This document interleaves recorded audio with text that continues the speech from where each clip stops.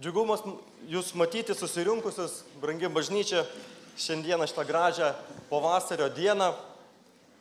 Ir gera čia iš tikrųjų buvo būti, gera kartu su jumis melstis, gera giesmės giedoti. Labai gera būti bažnyčioje. Ir esu kiek kartų ar ligos atveju, ir kitu atveju esu buvęs namuose, žiūrėjęs susirinkimą, transliaciją per internetą, bet vis tiek to jausmo, to buvimo kartu, kažkokio to tokio vidinio, gilaus jausmo namuose nėra. Čia vis tiek yra kitaip. Aš nežinau, gal aš toks žmogus, aš namie dirbti nesugebu, nesusikoncentruoju, man namai yra namai.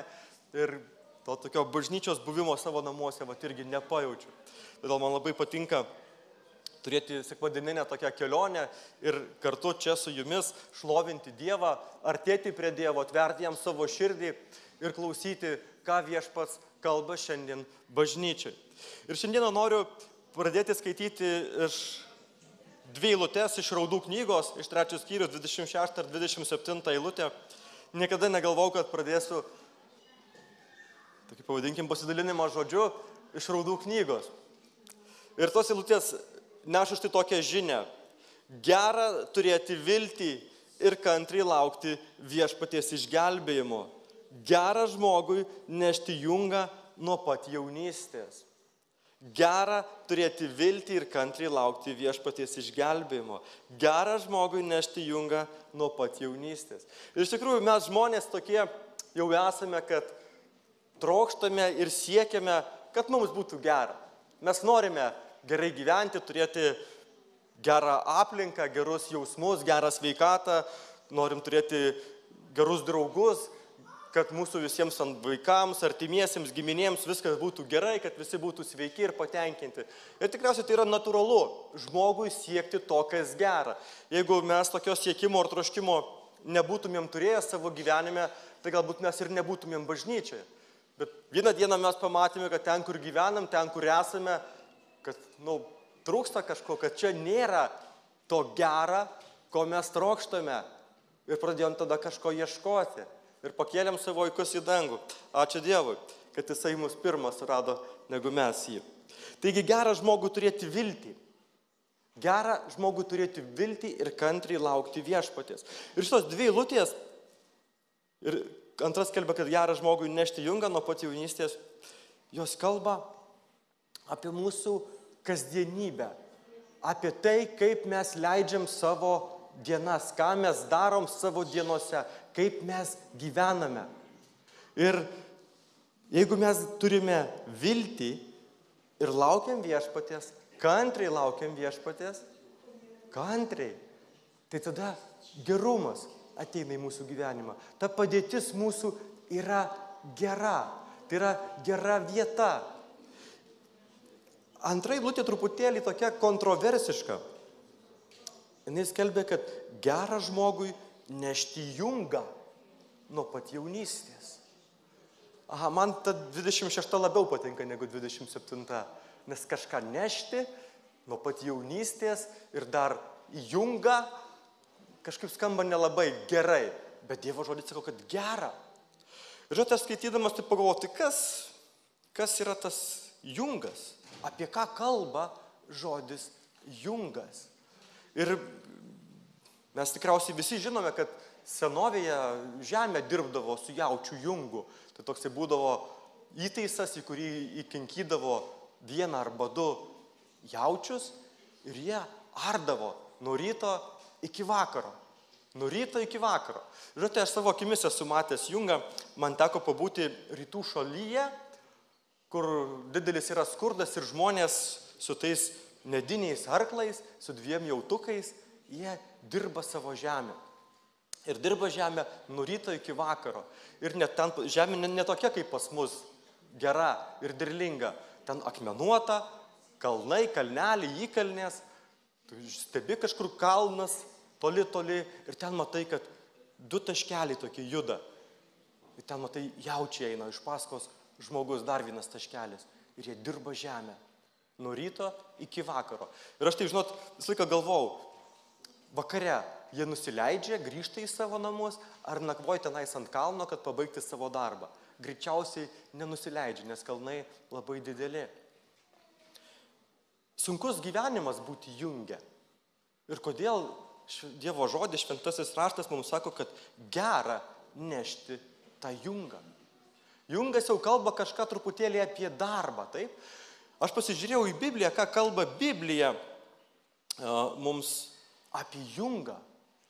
Ir dar Biblija kalba apie jungą, kad tai yra vergovė, kad tai yra primesta kažkieno našta žmogui. Užpuola priešas šalį, pavergia tą šalį ir užkrauna kažkokį tai jungą nešti žmonėms. Ir žmonės neša tą savo priešo jungę. Eina kažkokį tai lažą, baudžiavą, ar dar kažkokius mokesčius moka, ar dar kažkokią kitą priespaudą kenčia. Taigi jungas, jisai yra susijęs su tokiu sunkiu gyvenimu, pasakykime, su darbingu gyvenimu. Ir tas darbingas gyvenimas labai dažnai yra pajungtas jau ne tavo paties labui ir ne pagal tavo paties norą ar sumanimą, ten, kur traukia tavo širdis, gal tu nori kažkokio tai lengvesnio ten to darbo ar jungo, bet ne, jungas yra primetamas. Jungas yra uždėtas, jaučiai patys į jungą nepasikinko.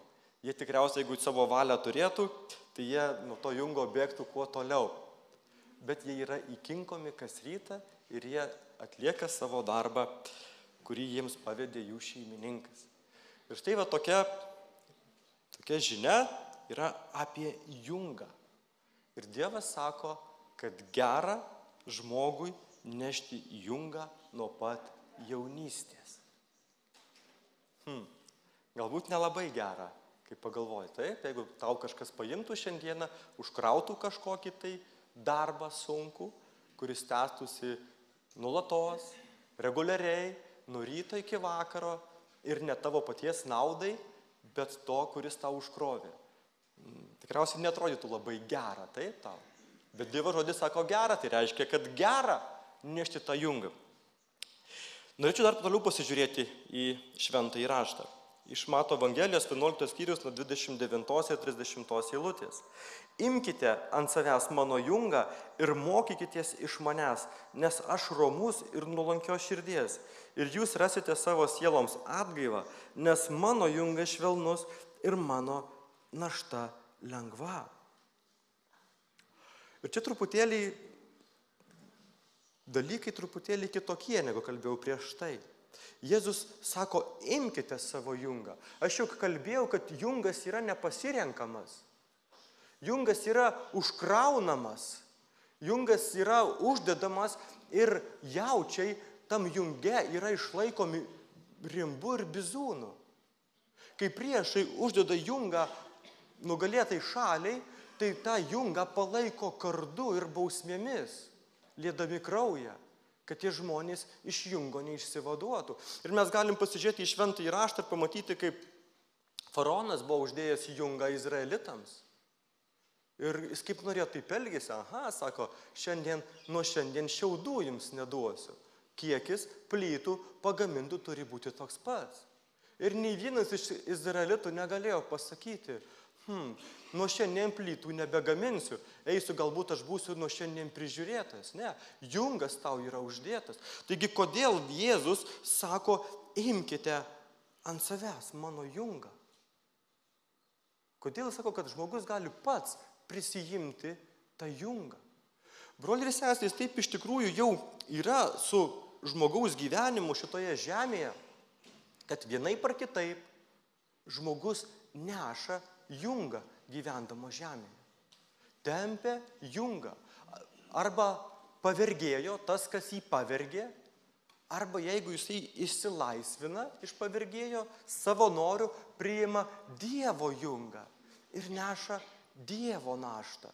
Ir tarnauja Dievo namuose, ir aria Dievo laukus. Ir Viešpats ragina, sako, klausykit, mėly žmonės, ar neužteks jums kentėti po tą priespaudą ir po tuo jungu, kuris jūs alina? Pasižiūrėkit į mano jungą. Sako, mano jungas švelnus. Mano junge neplaka bizūnais. Į mano jungą per prievartą niekas neįkinko ir tenais jūsų niekas neišlaiko. Pasirinkite štai geresnį jungą. Mano našta yra tikrai lengva. Mano galbūt žemė nebus tokia akmenuota ir nereikės ten kažkur aukštai kalnuose arti. Jums bus daug geriau ir lengviau gyventi. Pasirinkite, atsisakykite to jums primesto jungo, o pasiimkite mano. Štai pasižiūrėkite, ką aš gero jums esu paruošęs. Ir atrodo, kaip keista, kad daugelis žmonių nepasirenka viešpaties jungo. O tie, kurie pasirinkę ir panešę viešpaties jungą, tą lengvą ir švelnią naštą, dairosi atgal ir dūsauja, žiūrėdami į tuos kalnus ir į tuos savo brolius jaučius, kurie tempia tą priešo užkrautą jungą ir kurios plaka bizūnais iki kraujo. Kodėl taip vyksta su mumis? Žinote, aš mąsčiau apie tai ir pamačiau, kad didžiausia problema tai yra paklusnumas. Nes kiekvienam junge, ar tam primestam, ar tam pasirinktam junge, noriu pabrėžti, kad žmogus be jungo negyvena šitoje žemėje. Ta junga žmogus susidėjo Edeno sode, parodydamas savo nepaklusnumą, taip, išeidamas iš Dievo tarnystės, jisai automatiškai gavo kitą tarnystę ir Dievas jį perspėjo, sako, ir žemė tau bus ne tokia, kokia buvo iki tol, gyvenimas bus sunkesnis. Ir dar dapuolė visi kiti dalykai, taip, kur nuodėmė pavergė patį žmogų ir jis neša nuodėmės jungą. Ir štai problema ta, kad junge yra išsilaikoma tik per paklusnumą. Ir priešas paklusnumą, jisai, kaip minėjau, jisai pasiekia kardu, pasiekia bizūnų, pasiekia grasinimais, kažką tenais galbūt nužudo ten viešai, kad kiti bijotų taip. Taip elgiasi žmonės. Ir kad kiti išliktų tam junge ir būtų klusnus. Dievas, neprimetęs savo jungo, bet jį pasiūlęs, taip pat sako, mano jungą nešti reikia tenais būti paklusniam. Paklusniam reikia būti. Bet aš, sako, bizūnais paklusnumo iš jūsų nereikalausiu. Jeigu norėsi, galėsi paimti ir sugrįžti į tą sunkesnį. Bet aš siūlau pasilikti tam geresniam. Taigi tai reikia tik tai paklusnumo. Savanoriškai priimti ir paklusniai tarnauti Dievo darbe. Noriu dar kartą priminti, ką sakiau pačioj pradžioj. Jungą ne mes pasirenkam, ką tenais dirbsim, bet jau mus įkinko jungą ir pasako, o tu dabar dirbsi, o čia tą darbą, o čia bus tavo našta, tu tai darysi, nes tokia yra mano šeimininko valia. Ir tau, tempiant šitą jungą, reikės būti paklusniam, sutikti su tuo, nebaubti labai garsiai ir neerzinti savo šeimininkų. Keistai labai skamba iš tikrųjų, taip? Ir keistai skamba iš tikrųjų šio pasaulio, šių dienų žmonėm, kurie laiko save išsivadavusiais nuo visko. Toks yra labai modernus žodis emancipuoti žmonės, išsilaisvinę.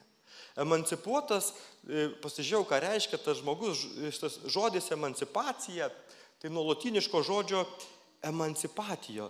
Tai reiškia išleisti vergą arba suaugusį sūnų, suteikiant anksčiau buvusiam priklausomam asmeniui laisvę. Tokios buvo tradicijos kažkada romėnų šalyje, valstybėje, imperijoje. Kad žmonės taip pat gyvendavo paklusnume, taip, ir nutikdavo, kad vergas galėdavo taip pat gauti laisvę.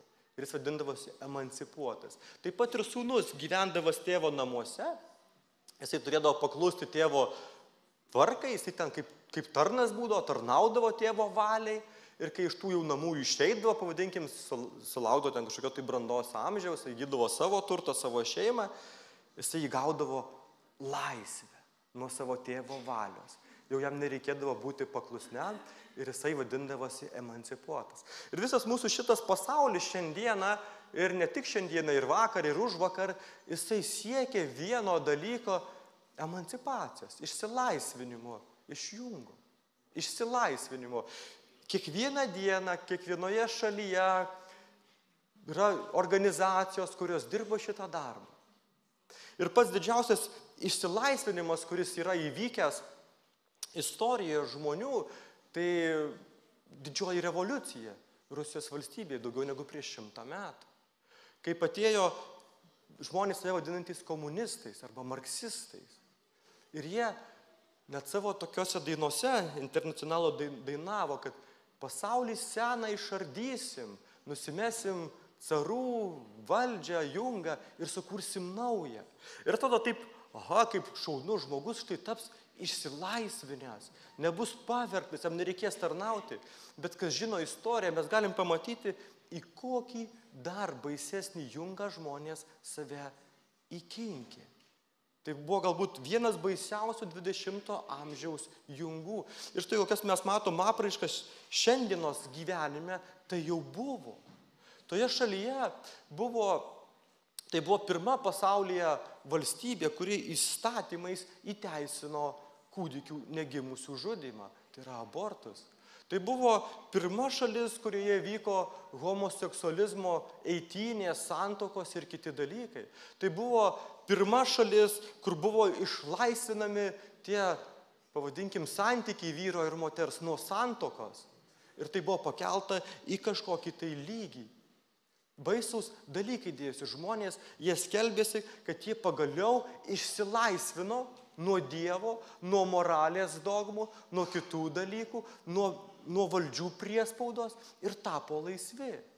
Bet dėja ne, laisvi jie netapo.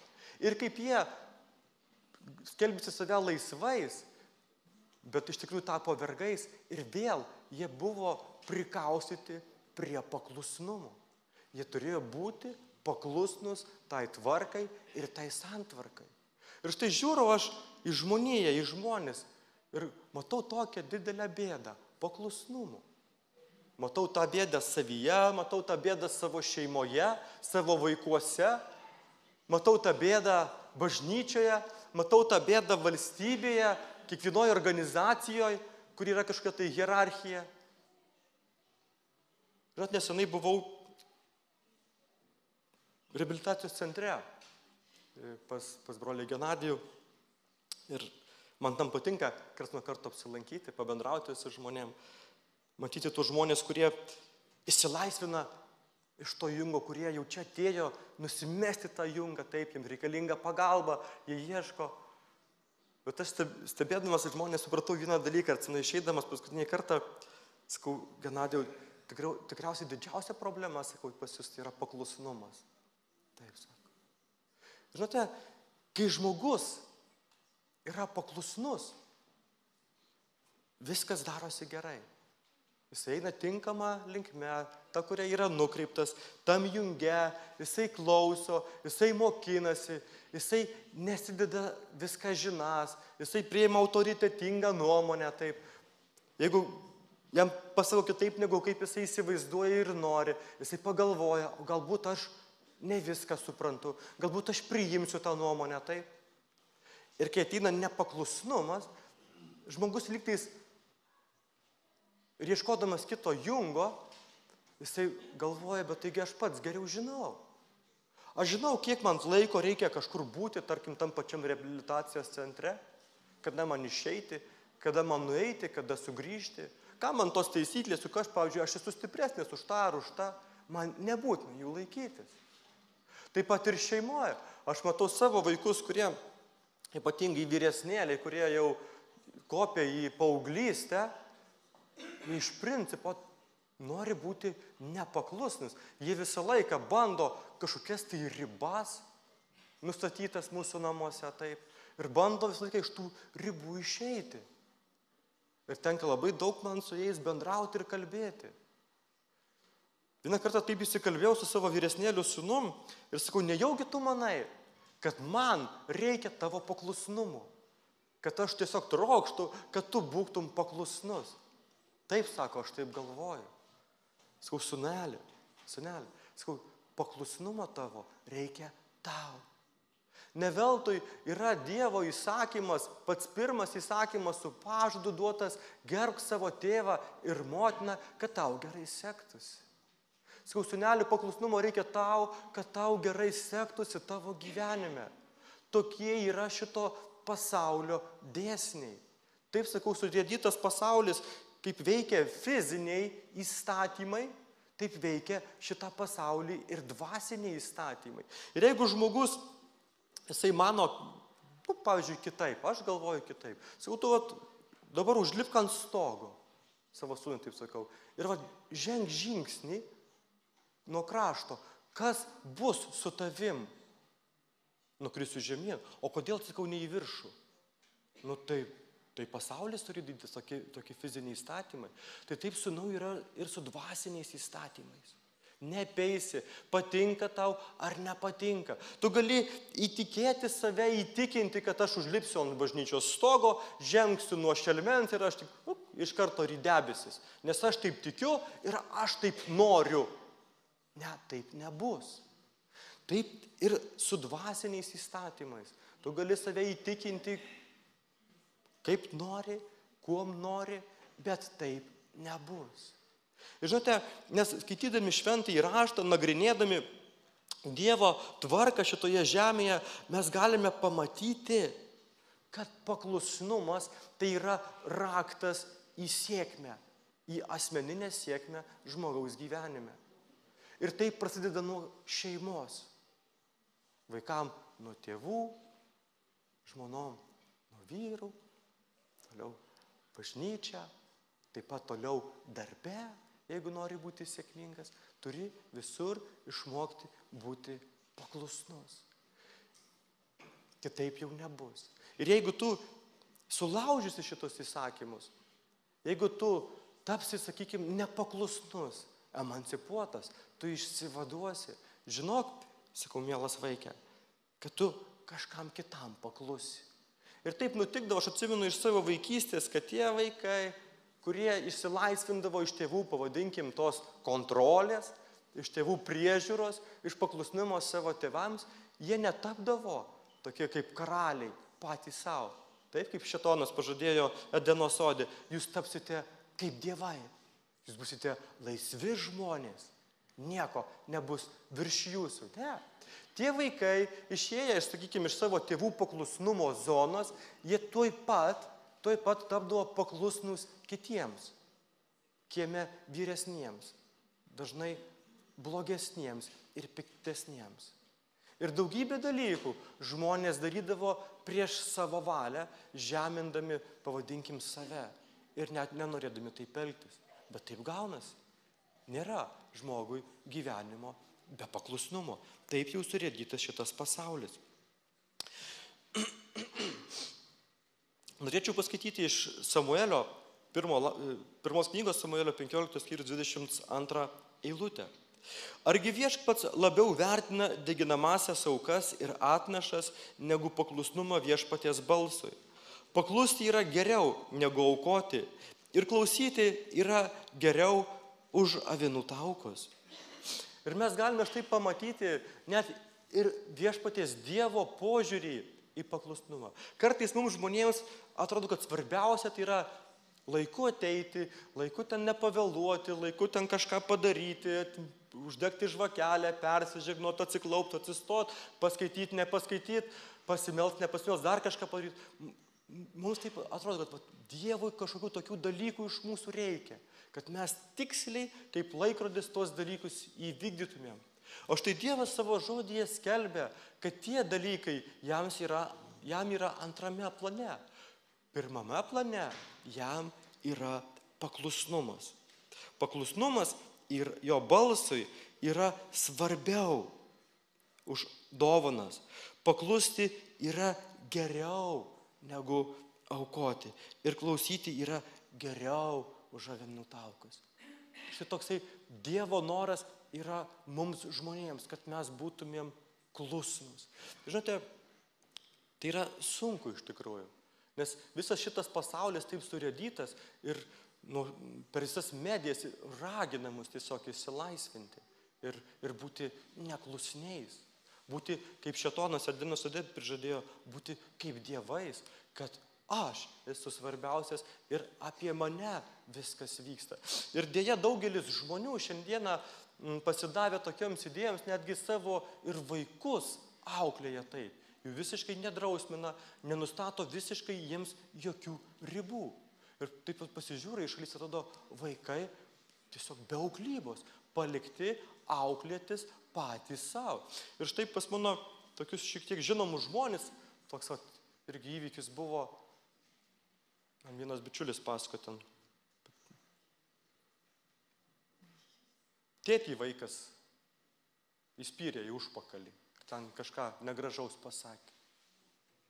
To vaiko senelis sako tėčiui, taip kažką, kažkaip reaguok, daryk kažką. Ne, mes auklėjam asmenybę. Ta prasme, negalima drausti. Čia tokia saviraiška. Mes auklėjam asmenybę. Nereikia jam mokytis kažkokio tai paklusnumo. Nereikia mokytis klusnumo. Jis turi būti šiuolaikiškas, turi būti veržlus, šiek tiek agresyvus, kad kažkur tenais paimtų ir įkoptų. Ir galiu pasakyti, jeigu jis taip ir bus auklėjamas, jis niekur neįkops ir niekur neišsiverš. Nes šitas pasaulis taip surėdytas, net mūsų ūkinis gyvenimas per paklusnumą. Net didžiausi generolai kariuomenių taip pat yra paklusnus. Ir į tą savo kėdę atėjo per paklusnumą. Jie kažkada buvo kareiviais, paskui didesniais kareiviais, paskui seržantais, galbūt jaunesniais karininkais. Ir visą laiką buvo kažkam paklusnus. O tie, kurie nebuvo paklusnus, jie netapo generolais. Jų nėra tose vietose. Jie kažkur dingia. Taip šitas pasaulis surėdytas.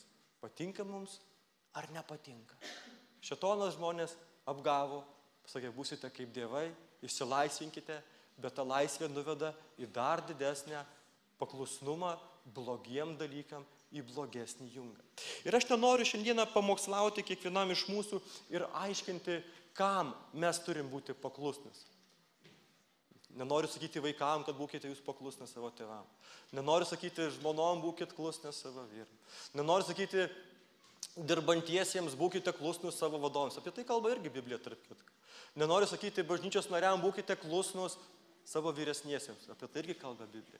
Aš žinau, kad kiekvienas iš mūsų mes žinom savo gyvenimą, mes sveriam savo gyvenimus taip. Ir žinom, kur mums reikia pasitemti ir pasispausti. Aš taip pat žinau, kur man reikia, žinau, kur aš turiu būti klusnesnis taip, tuose reikaluose. Ir čia aš pats mokau save.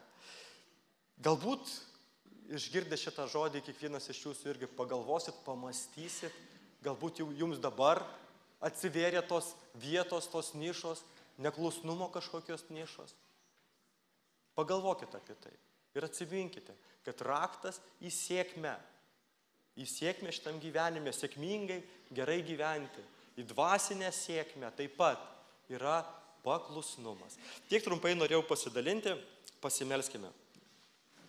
Viešpatie mūsų Dieve ir mūsų gelbėtojo Jėzau Kristau. Aš dėkoju tau, kad tu mums esi tikras pavyzdys klusnumo, Viešpatie. Šventajame rašte parašyta, kad tu per kentėjimus išmokai paklusnumo, Viešpatie. Aš dėkoju, Dieve, kad mums dar taip nereikia kentėti, kad tu už mus kentėjai, Viešpatie, Dieve. Kad mes galime mokytis paklusnumo bažnyčioje, Viešpatie, klausydami, šiltai sėdėdami, Viešpatie, neplakami rimbais, nespaudžiami kažkaip, Viešpatie, turėdami dar kažkokią tai šiokią tokią sveikatą. Dėkoju tau, mūsų karalių ir mūsų gelbėtojų.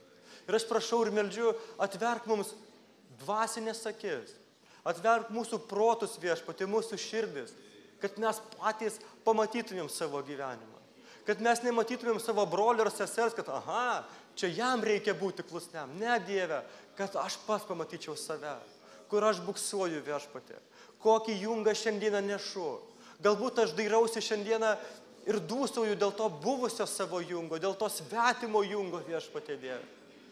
Prašau, atverk akis, kad mes tai galėtumėm pamatyti ir atnešti į tavo akivaizdą, Viešpatie, kad atsisėsti šalia savęs ir apsvarstyti su tavimi, Viešpatie, tai, kas vyksta mūsų gyvenimuose, tai, kas vyksta mūsų širdyse, kad mūsų kelias nepražūtų. Palaimik, Viešpatie, bažnyčią. Palaimik šiandien mus čia susirinkusius. Jėzaus Kristaus vardu. Amen.